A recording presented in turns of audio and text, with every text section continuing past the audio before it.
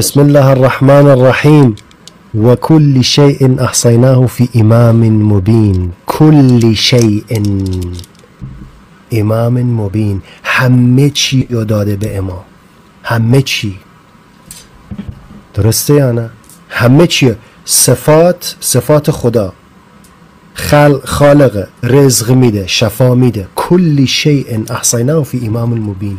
امام صادق علیه السلام از قول رسول خدا صلی الله علیه و آله فرمودند که هر کس قرآن را با رأی خودش تفسیر بکند، یعنی بدون شنیدن از معصوم علیه السلام، جایگاه خود را باید برای آتش جهنم آماده کند و هر کس قرآن را با رأی خود تفسیر بکند همانا بر خداوند متعال افترا و تهمت بسته است. در کتاب بهارالانوار جلد 35 صفحه 427 رسول خدا صلی الله علیه و آله با اشاره به امیر مؤمنان علی علیه السلام فرمودند ایشان همان امام مبین است که خداوند تبارک و تعالی علم همه اشیا را در او جمع کرده است. در کتاب اعتقادات الامامیه شیخ صدوق صفحه 100 در دعایی که حضرت امام رضا علیه السلام می‌فرماید خداوندا هر کس که مدعی شود که ما رب هستیم یا ما خدا هستیم، از او به سوی تو براءت و بیزاری می‌جوییم.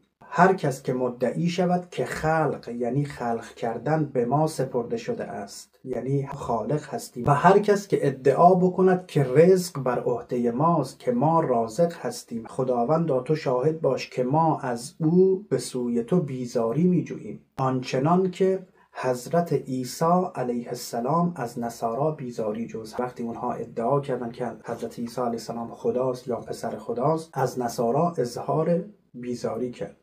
حضرت امام صادق علیه السلام می‌فرماید والله ان الغلاة اشر من الیهود و النصارا و المجوس و الذین اشرکوا. غلف کنندگان بدترین خلق هستند، عظمت الهی را کوچک می‌کنند و برای بندگان خدا ادعای ربوبیت و ادعای خدایی می‌کنند. به خداوند قسم که قطعاً قالیان از یهودی ها و از مسیحی ها و از مجوسی ها و کسانی که شرک ورزیدند برای خداوند متعال بدتر هستند. اللهم